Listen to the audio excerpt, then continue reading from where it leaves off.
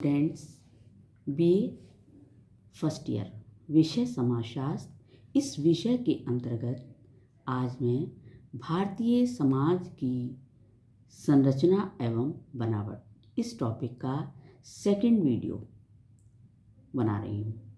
इसमें प्राचीन काल के बारे में आपको समझाऊंगी, जिसमें बहुत सारे कालों को सम्मिलित किया गया है। जैसे वैदिक काल।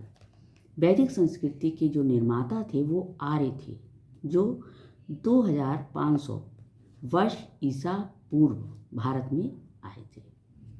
वैदिक काल को दो भागों में बांटा गया है, पूर्व वैदिक काल और उत्तर वैदिक काल। पूर्व वैदिक काल में आर्यों द्वारा निर्मित पूर्व वैदिक कालीन जो संस्कृति थी उसका ज्ञान हमें ऋग्वेद में प्राप्त होता है। इसकी रचना जो थी वो सबसे प्राचीन रचना है। पूर्व वैदिक काल में पितृसत्तात्मक परिवार हुआ करते थे और गांव में ग्राम पंचायतें होती थीं, जिसका मुखिया ग्रामणी कहलाता था। संपूर्ण समाज जो था वो 4 वर्णों में विभाजित था और उसके अपने अपने कर्तव्य हुआ करते थे और शासन का कार्य जो था वो राजा द्वारा किया जाता था और वंश परंपरागत होता था। एक राजा है, उसके बाद में उसका पुत्र, उसके बाद में उसका पुत्र। राजा को सलाह देने के लिए परिषद तथा पुरोहित, परिषद जो मतलब मंत्री और पुरोहित हुआ करते थे। उस समय समाज में स्त्रियों की जो प्रतिष्ठा थी वो उच्च थी। पर्दा प्रथा और सती प्रथा का नाम नहीं था और विधवाएं पुनः वैवाहिक जीवन भी व्यतीत कर सकती थी। स्त्रियों को शिक्षा का भी अधिकार था और उसी समय विश्वधारा, घोषा, अपाला जैसी विदुषी महिलाएं हुई थीं। इस काल में गेहूं, जौ, दूध, शाक, फल, मांस, सोमरस आदि का प्रचलन था। मनोरंजन के लिए रथों की दौड़, युद्ध, नृत्य, आखेट, संगीत, वाद्य यंत्रों आदि का सहारा लिया जाता था और आर्य लोग पशुपालन और कृषि का कार्य किया करते थे। मुद्रा का भी प्रयोग होता था और व्यापारी अपना व्यापार किया करते थे। विभिन्न प्रकार के व्यवसायों को करने वाली अलग अलग जातियां हुआ करती थीं। बीमारी से मुक्ति पाने के लिए जड़ी बूटियों का प्रयोग किया जाता था या फिर वैद्यों का प्रयोग किया जाता था। जादू टोने का भी प्रयोग किया जाता था और आर्य अनेक देवी देवताओं के उपासक हुआ करते थे। वे सूर्य, चंद्रमा, वायु, जल, प्राकृतिक शक्तियों आदि की पूजा किया करते थे। यज्ञ और हवन के द्वारा देवताओं को प्रसन्न भी किया जाता था।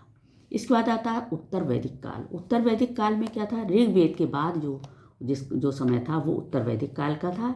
इसी समय अथर्ववेद, सामवेद और यजुर्वेद की भी रचना हुई थी। इस काल में आर्यों की संस्कृति का प्रसार भारत के अन्य भागों में भी होने लगा था। उन्होंने पूर्व में गंगा और यमुना के मैदान तक तथा दक्षिण में अपना राजनीतिक प्रभुत्व स्थापित कर लिया था। बड़े बड़े राज्यों की इस समय स्थापना की गई, जिसमें कौशल, काशी, विदेह आदि प्रमुख हैं। इस युग में राज्यों के विस्तार एवं युद्ध की सफलता के कारण राजा के अधिकारों में वृद्धि हुई। राजा वंशानुगत हुआ करते थे, फिर भी निरंकुश नहीं थे। राजा प्रजा और कानूनों का संरक्षक था। वो सैनिक एवं न्याय संबंधी कार्य किया करता था। राज्याभिषेक के समय राजा से कहा जाता था कि हे राजन, ये राज्य तुम्हें कृषि, प्रगति और जनसाधारण के सुख वैभव आदि के लिए दिया जाता है। इस समय राजतंत्र के साथ साथ गणतंत्र की भी स्थापना हुई थी और इस युग में स्त्रियों को शिक्षा का अधिकार तो था, किंतु वे संपत्ति में उत्तराधिकारी नहीं हुआ करती थी। वर्णाश्रम व्यवस्था का इस युग में भी प्रचलन था। इसके बाद आता है महाकाव्य काल।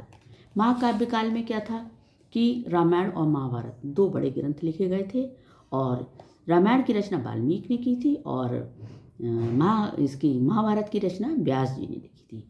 आज रामायण और महाभारत एक ही युग अथवा एक ही लेखक की कृति नहीं मानी जाती हैं, बल्कि क्योंकि समय समय पर इनमें कई संशोधन तथा परिवर्तन भी हुए हैं, फिर भी ये माना जाता है कि ईसा से 200 वर्ष पूर्व इनकी अधिकांश रचना पूरी हो चुकी थी।